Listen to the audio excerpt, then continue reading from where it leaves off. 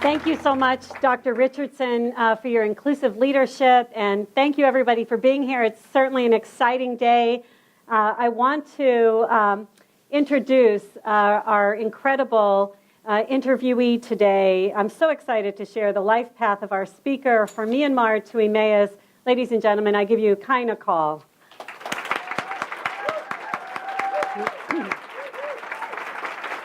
Khine, join us, please. Khine means strong in Burmese, and she was born and raised in Yangon, Myanmar, and she received her PhD in human security from the University of Tokyo. She has traveled to over 30 countries as a humanitarian worker and researcher, and she became exposed to mothers and children who were smuggled and forced into prostitution, arms, and drug trafficking. This, along with her own personal experiences, motivated her to marry her ancestral recipes for face and hair products with a revenue stream that would support her philanthropic causes. In September 2016, she opened an incredibly beautiful store in Emmaus, Pennsylvania called Khineder Creations. And she takes advantage of a wide variety of organic farm products to create her chemical-free, homemade products.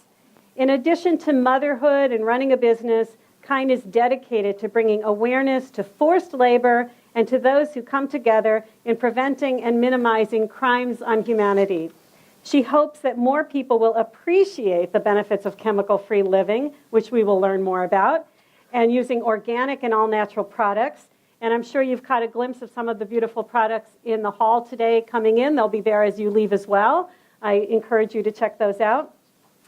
And she's also not just a woman with passion, she's a woman with compassion, because she wants to empower the survivors who make these products with self-reliance and independence. Let's take a look at this clip that will tell us some more. Her store is called Khineder Creations. You might have seen it on Chestnut Street in Emmaus. And while her products are unique, it's where the proceeds from the store are going that's really unusual. All you need is that amount, that much. Khine Alkhal, her store, and her motivation seem to bring new meaning to the phrase that beauty comes from within. She makes natural skin and hair care products, but uses the proceeds to support victims of domestic violence and sex trafficking. All the products are based on traditional Burmese Myanmar recipes that we cook in our kitchens. For example, like turmeric, lemongrass, basil, coconut oil. In step with her mission, she only employs women who are survivors and also sells items in her store made by victims all over the world who are trying to get back on their feet. She feels helping them help themselves is life-changing.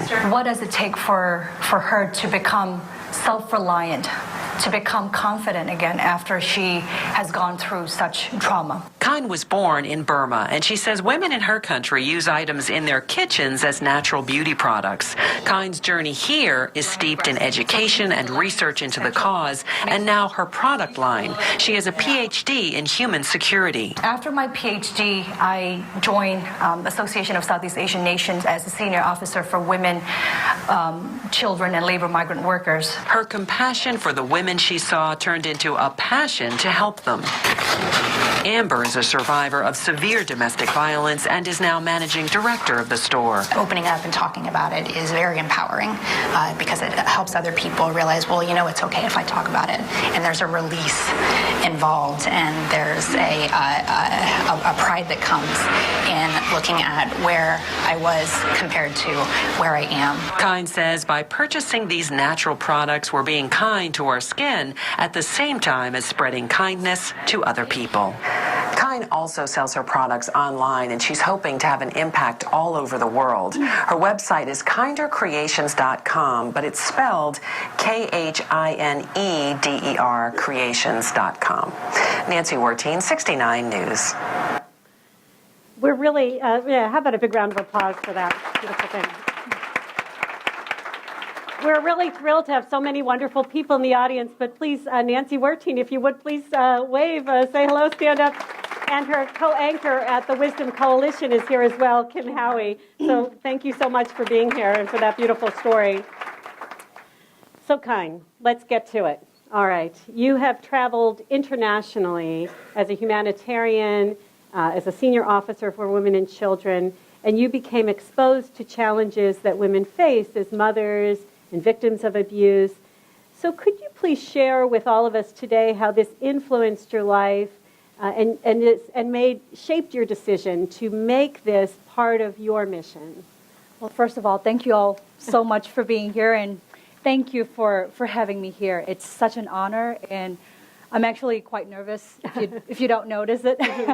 For me, I was a victim myself, and it took me a long time to actually face that reality, that part of my life. I was a victim of sexual abuse from the age of 6 until I was a teenager by multiple people that my grandmother adopted. She was the most selfless, the most giving, compassionate woman that I know, and that's why one of our best-selling items is called Emmaus Luxe Cream in honor of her name. So from early childhood, I learned that sometimes not all good intentions result in good behaviors, because these people were supposed to play with us, to protect us. But I guess they didn't have proper upbringing or kindness in their hearts for them to put other children around them as victims. So when I went to Tokyo, I was still, in a way, very sheltered. My only intention was to pursue a higher education degree, go home, work for a government office, or maybe start my own business down the road. But then meeting with survivors from Rwanda genocide, boat people coming from Aceh, Indonesia after the tsunami, or people that are fleeing conflicts in Iraq, Afghanistan, my eyes were open. For the first time, I started seeing myself. I'm quite lucky to be a scholar in Tokyo, regardless of what I had gone through. I could have gone a different route, but here I am, a scholar at the University of Tokyo, studying with these survivors. What will it take for me to forgive myself and these people that did horrible things to me? What will it take? That's why I traveled. Most of the time I traveled with my scholarship money. And in 2008, I have the opportunity to fund a local orphanage where I met children as young as 8 months old. They're in the care of a local monk who was only 36 at that time. And he was taking care of 46 children from the age of 8 months to 13. He did not have any resources, and the village was completely torn apart by poverty and severe restrictions by the military government at that time. So that was 2008. I was doing my master's thesis. I was interested in studying the patterns of farmers that own 15, 20 acres of land, but they're willing to sell those lands so that they could go work in Thailand or in Malaysia. I was thinking, why would you want to throw away what you have in your family and go work overseas? What is this desire that you have to work overseas? Why would you trade your freedom? Why would you even risk your own identity? Because most of them are illegal workers. So I started looking into their patterns, and then found out that they are victims of trafficking. They have been brainwashed. They have been brainwashed by their family members. So one thing led to the other, and I met the youngest sex trafficked victim in 2009 in Emmaus, which is the border town of Thailand and Myanmar. She was 9. She was forced into prostitution at the age of 6 by her own aunt. It traumatized me. I came back to Japan after my research. I couldn't sleep. I could save that girl from that brothel, but 10 others will replace her. There are girls that grew up thinking that that is the only life they will have. That is the only life they will ever know. That girl spoke to me in perfect Japanese because she was taught by her customers. So that led me to work with parliamentarians in Japan that eventually passed a law that engaging in such activities is not just by paying 5,000 yen, or which is equivalent to $50 or $500.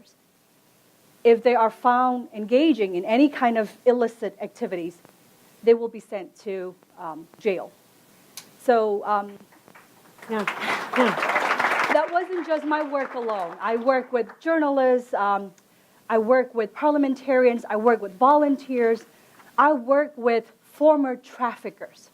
Without these people, I would have never gotten a chance to get inside the ring, because there's law enforcement involved in it. There's international police involved in it. There are local corrupted government officials involved in it. How do you actually protect these people? And that's where I ended up writing my PhD thesis, which is about safety nets built by local communities, including these so-called smugglers. So that's how I found my mission. So incredible. So, someone would look at that and say, well, that's your life's work. You'll be a scholar. You'll take that path. However, you took a different path. So the two pursuits, humanitarianism and natural product creation, they come together to form Khineder Creations. Could you tell us a little bit about some of the thinking and the planning that went into that formation? Well, after I came back from working as a senior officer at Association of Southeast Asian Nations, I took a year off. My son was 15 months old at that time, and I was already feeling horrible, like most working moms do. I was feeling guilty all the time for leaving my son while I was working.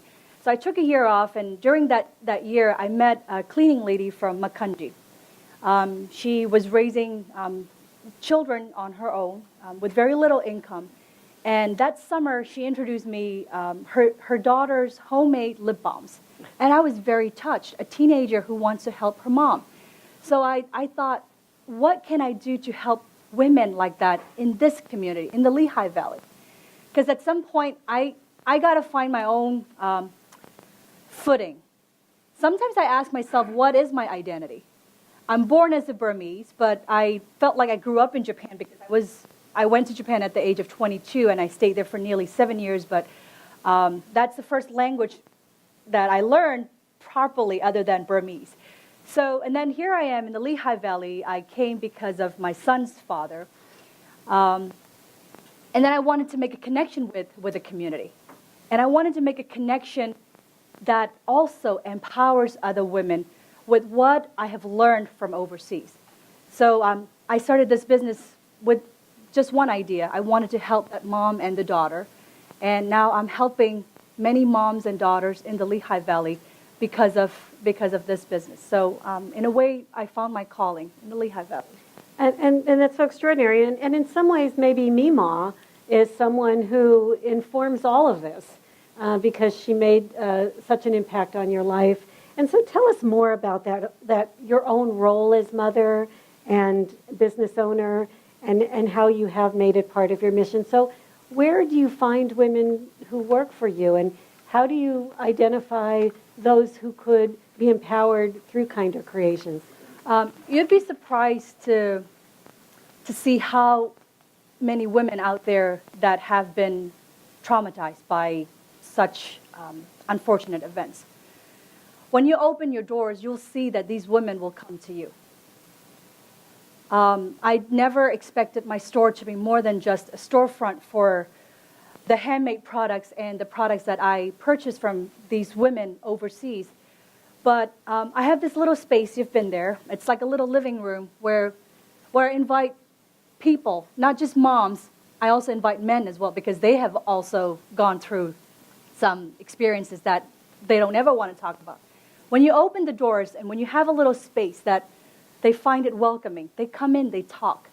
And from one person leading me to another, I started making friends, I started making connections, I started meeting people that were in that situation. So it's I don't have to advertise, you have to be in this category, because I am completely against any form of discrimination. But because I've opened my heart and my store and my home to people, not just women, men, women, children that have gone through the experiences, they come to me. And I am just only sad that right now I don't have the capacity to employ all of them. And there's also another challenge that when people have gone through such trauma, it is sometimes difficult for them to be taking care of the store or even cooking with me because, for example, their emotional state of mind may not be strong enough to take any kind of advice or even a criticism that could make them improve their own mistakes. But it is a big challenge for me, even now, to work with people from that kind of background. Well, you're really making a name for yourself here in the Lehigh Valley. I had a student come to my office, and I invited her to this event, and she goes, I know Khineder Creations. I know who Khine is. So congratulations on that. Thank you. But even way beyond the Lehigh Valley, you are a regular speaker and panelist at international conferences and symposiums. Could you share with us today what some of your key messages are that you share at those events? I am actually going to Busan this October for World Humanities Forum as a speaker again. My message is always about hope, because sometimes people do not have hope, or they think that they don't have hope. So if you have a hobby, or if you have an idea that gives you going, hang on to that and turn it into something that you can be proud of. You don't have to make money out of it. You can just share it with a friend, a like-minded friend, that can give you an applause. And that gives you hope.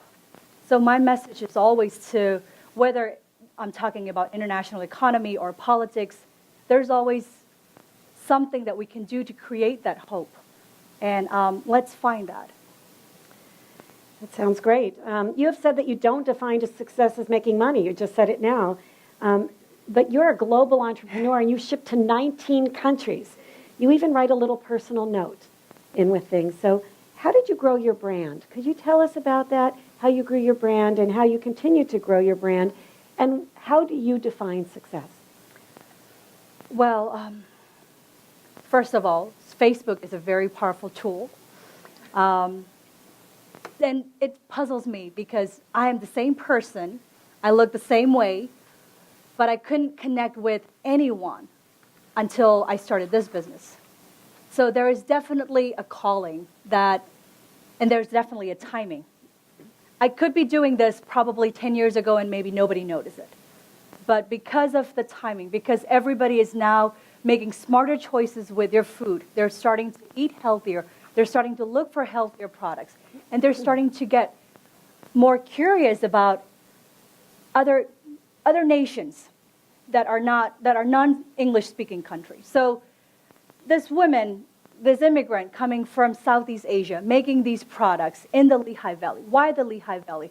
What are Burmese ingredients? They're curious. I think that actually helped me grow my business, the curiosity, also the timing. But also, I think I try my best to be the most genuine and authentic as possible. I have challenges, like my products could actually melt to liquid when they're exposed to heat because I have no preservatives in it. I have challenges of growing it to international.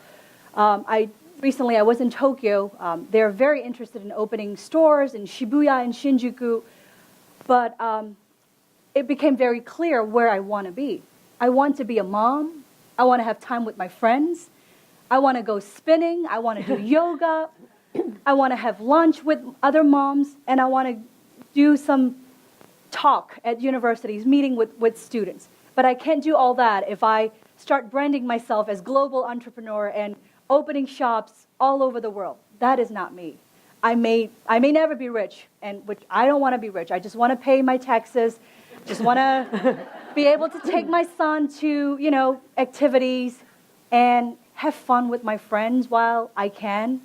That's my goal. So for me, in that way, I am successful. I am able to to be here, be present at this moment, have my friends that love me here, being interviewed by Dr. Nikki that I look up so much, that is a success for me. So I live by that moment.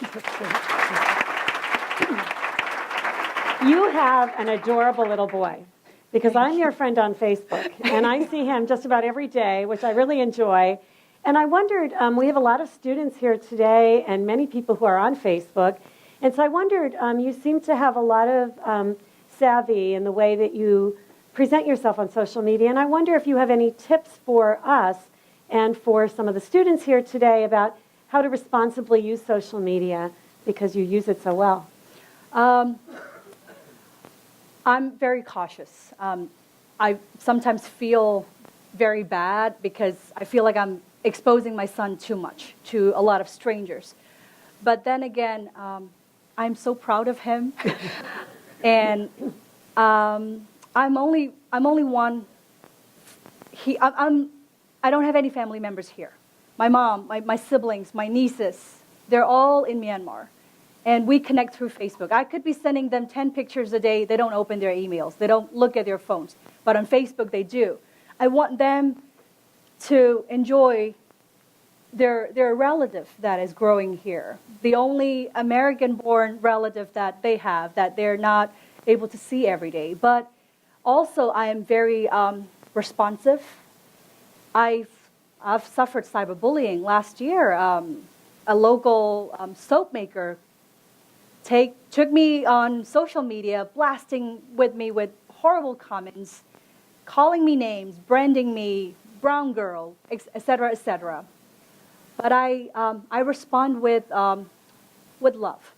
I just respond directly to the person with a kind message, and the rest my customers took care of it. I don't even have to ask. My customers just responded, and I think that's how you can do it when you are genuine and when you actually put it out there. These are my challenges. I'm not perfect.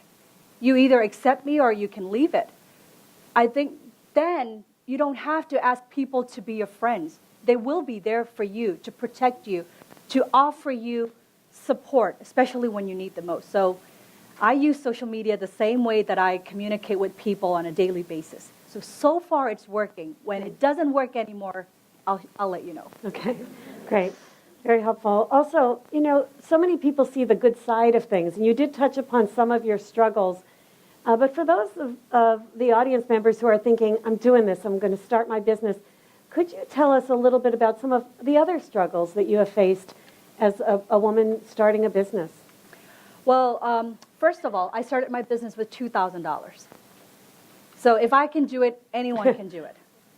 If you are a part-time worker and you're still paying your rent and gas and everything, you can start saving $15 a day, or you can start saving $30 per month. Start saving. Have a goal. But most important of all, know your challenges. How many hours a day can you work? How many hours a week can you work? When you know that challenge, you'll be able to set up your own budget, whether to hire a help, whether to get a professional web designer for you, or like me, spend a week of sleepless nights, study how to make a website. That saved me $5,000. I made my own website. I took photography tips from YouTube. I took my own pictures. That also saved me $2,000. So there you go. You can start your own business anywhere. You can turn your hobby into business when you know your challenges. And another thing, don't be afraid. Don't let anything hold you back, especially age.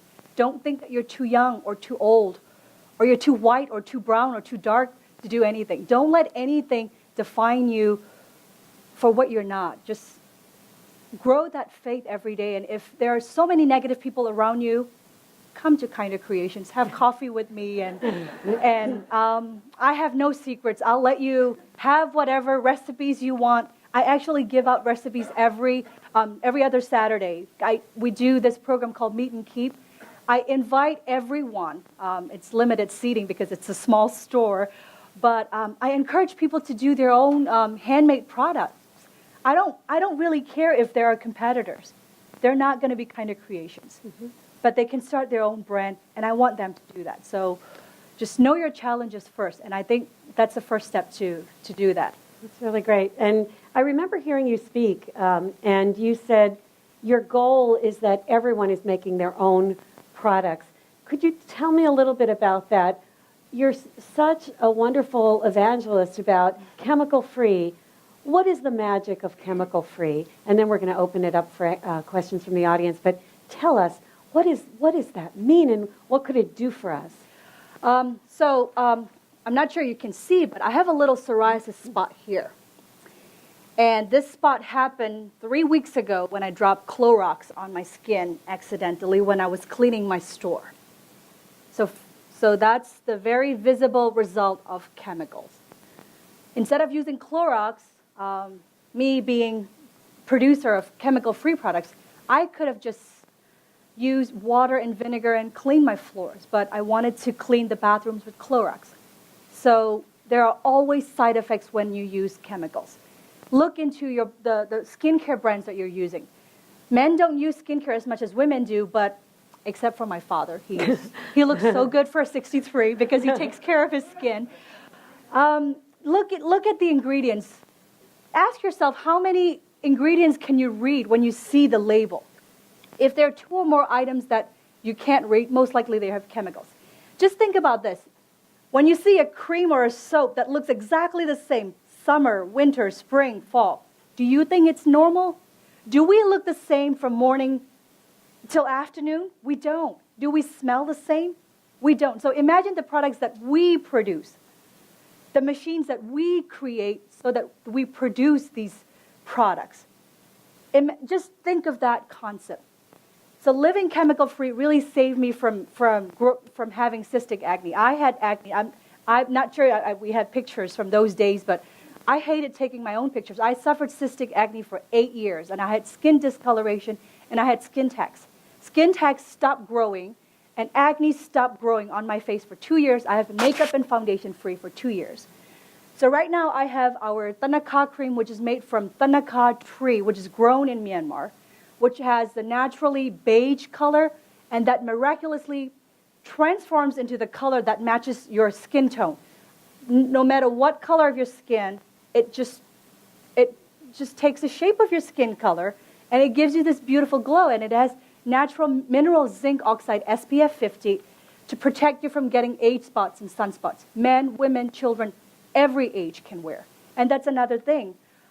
I want people to start seeing chemical-free products as affordable, accessible, and something that really work. My bars of soaps, everyone's saying, it's so cheap. And then there are some people that say $6 is so expensive. I went to Japan. I went to this production facility. They use a cube of goat's milk, to make 300 goat's milk-based soap. I use 6 pounds to make 28 bars of goat's milk soap. That is the difference. But you can see the difference. But then again, everyone's lifestyle is different. No matter how good the products are, if you're not sleeping, if you're not eating properly, there's no magic cure for that. So you have to take care of everything. And I have my friend CK here, who's my health coach, and who is a wonderful example of an immigrant living in this country. She's a spin coach, a health coach, a yoga instructor, a mom that's cooking for students that cannot afford to bring lunch to school. So she is helping me transform my way of diet, my way of thinking, how much sleep I should get every day. So, sleep well, drink well, eat well. You don't need Khineder Creations. I can guarantee you that. Well, I think we do. You're truly a beautiful person, both inside and outside. And so I want to thank you on behalf of Penn State, Lehigh Valley, and the LaunchBox ladies for coming here today. Thank you so much. And open it up to questions. Thank you. Thank you for having me.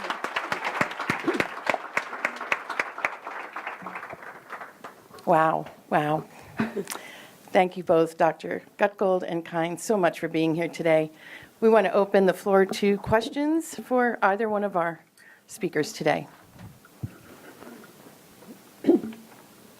Anyone? Hi. So first of all, I'd like to say that your story is incredibly motivational, and it really affected me So I'd like to say that first. So my question is, what do you see in the future for Khineder Creations? I see myself employing more men and women, not just women, that feel like they don't have a place in this world. I want to grow it into a foundation where I could offer scholarships to children of these men and women who do not get enough kindness because their parents didn't learn the right way how to show kindness. So that is my goal in the future.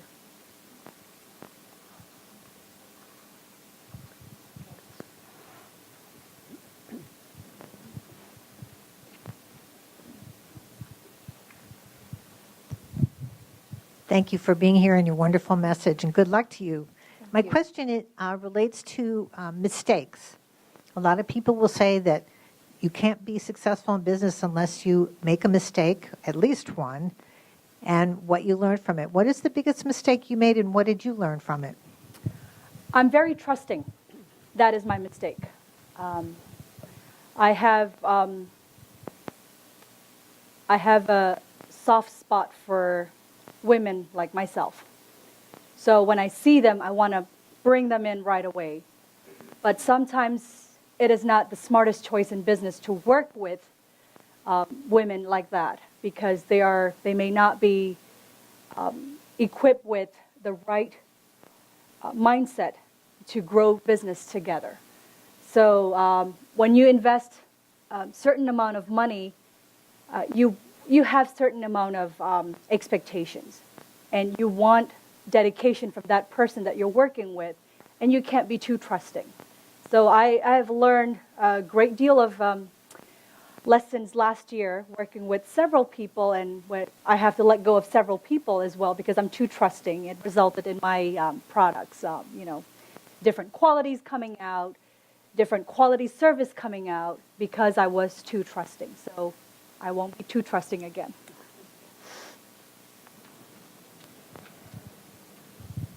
Hi. You said when you came to the Lehigh Valley, you wanted to see how you could help women in the valley. And I'm a Lehigh Valley native, and I'm just interested, how has the Lehigh Valley helped you? Like, why is this place a place where you've been able to thrive on a global level?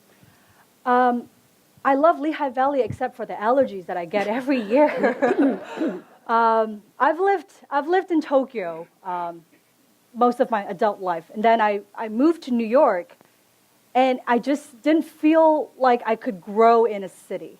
I love the lifestyle that I get in Lehigh Valley, and Lehigh Valley has been really, really kind to me. When I sent an email to Emmaus Main Street Partners, Megan is here with us, they responded right away. They have offered so much help and support and network. They brought in people from all walks of life to introduce me to the local folks. And they have embraced me with kindness, hospitality, and warmth that I was looking for. And I think Lehigh Valley, Pennsylvanians in general, are very kind. Regardless of I was very skeptical at first because I was exposed to some unfortunate incidents where I get called names for my race and my color. I was very scared at first, but I have grown so much in friendship and in maturity because I'm in Lehigh Valley. So that's why I want to help Lehigh Valley as much as I can.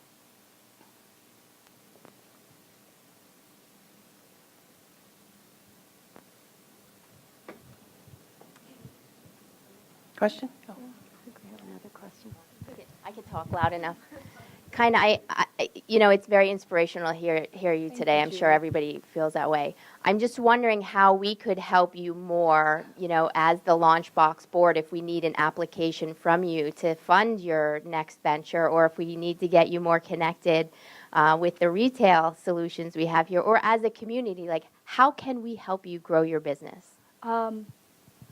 I think first of all, I need to go to whatever event you're inviting me because I need to have my goals set. This is a very challenging year for me. I'm starting on my own with my little boy, so it's a big step towards being more independent, but in the meantime, being more responsible for myself and for my son and for my creation. So I honestly don't know how I can make the next step without making a mistake. I'd like to grow this company but I would still want to be hands-on. So I'd like to meet more people so that I could gain more experience. I think knowledge is treasure, and I'm so glad that my parents have pushed all those years to finish my education, because I never believed in, finishing school. And there I was. I stayed in school for 24 years until I got my PhD. So in a way, that really helped me, because I treat every product as if I'm writing my next dissertation. I do not introduce a product unless I have proved my hypothesis. So that really helped me, because I was a researcher, and I want to learn more business goals, how to have a proper business model, if I want to grow, how I want to grow, and when I want to grow. So that will be the next step. I'd like to meet more people in the right industry. Hi, Khine. Thank you so much for coming. So inspirational. I have a question. How do you inspire women of color who may not have the same drive and grit that you do? That is a very good question. You see, I've never considered myself a woman of color until I came here, until someone told me I am a woman of color. But you see, these people that are calling us people of color, they are the one with color. We're born with the same color. I don't get tan. I'm the same color. But if they go into the sun, they get burned. Right? So just tell yourself, what is this drive that you need? You don't have to become me, or you don't have to go through all the experience that I had gone through to become someone that you want to be. I think you have your own story, and you could grow whatever drive you want based on that story. You don't have to look at yourself the way people call you. I don't see myself a person of color. I don't see myself marginalized. I don't see myself a person with, a minority. Because I studied anthropology. And in anthropology, we strictly avoid using the word minority and majority. Because if you go to Japan, if you look at the map, U.S. is in the east. It's not the west. So it shows you how you see things. Why is Middle East being called Middle East? Who named it? From their perspective, they're not the Middle East. I have so many friends from Africa who do not see themselves as how most people in this country are seeing them. So I think what matters is, it's very, very, of course, it's difficult with all the news and everything that we're exposed to these days, to not see ourselves, to not be defined by the society.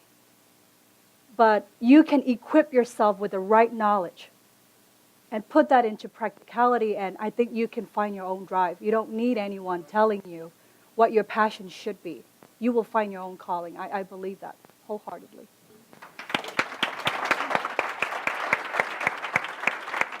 Thank you, Khine. Thank you all for your good questions. And on that note, there was another question? I'm sorry. Oh, I'm sorry. Hold on. Bringing the mic. But just so others can hear your question. No, I had a quick question in regards to, do you have body salves or facial salves or things like that, or is it soap? What other type of products?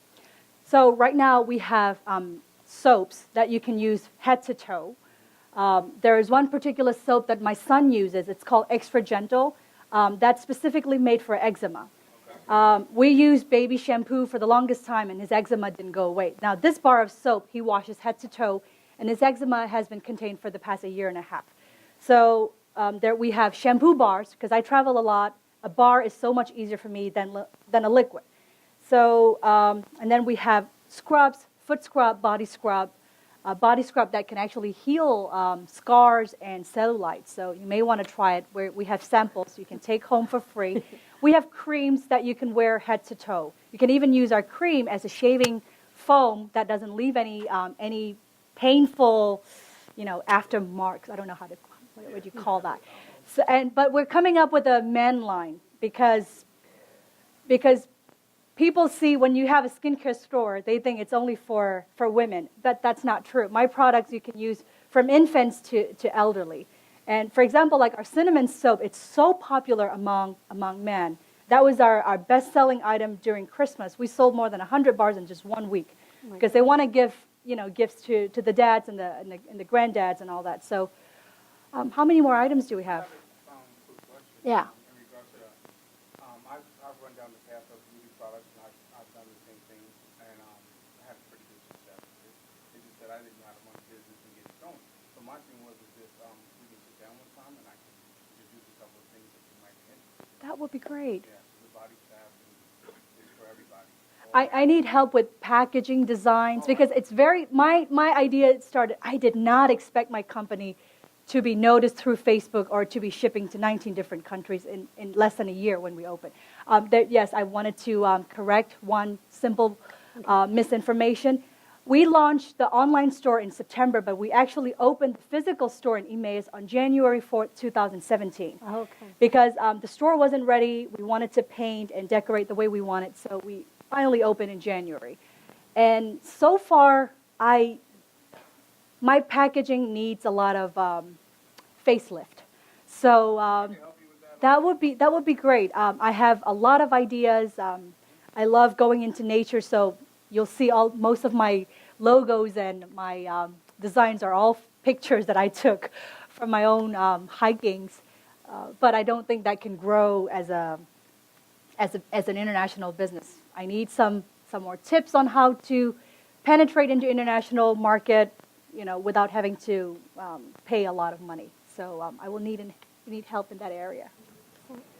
And on that note, I just want to let everyone know Khine and her colleague Susan will be out in the lobby. She has a table with her products. So please spend a few moments and chat with her. Khine has to drive to Washington, D.C. today to speak at the Burmese embassy. So she's been gracious enough to give us more of her time while she spends time with Susan in the lobby. So please visit her. I also want to mention another one of our portfolio companies, Alma's Foods, which packages and sells Iranian saffron, is in our lobby as well. Please visit him. And I want to thank the Student Business Society again for their co-sponsorship of this event. And thank you all for spending time with us today. Thank you.